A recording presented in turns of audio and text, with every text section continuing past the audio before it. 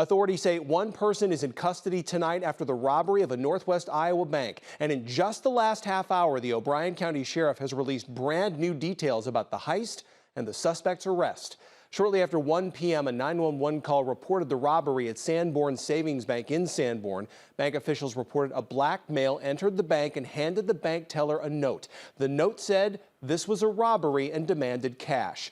But no weapons were displayed or even referenced, according to the sheriff. The suspect got away with an undetermined amount of cash and left the scene on foot. Minutes later, law enforcement set up a perimeter around a home at 201 West 5th Street in Sanborn. This is video from Kelly Lang of that standoff.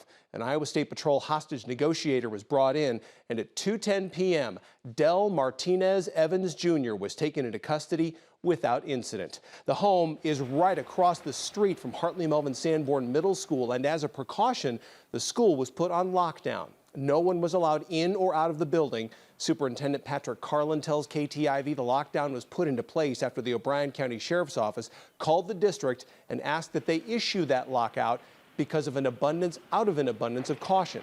Carlin says the lockdown didn't affect the students' classes, and it was lifted by 2:30 p.m. after the situation was resolved.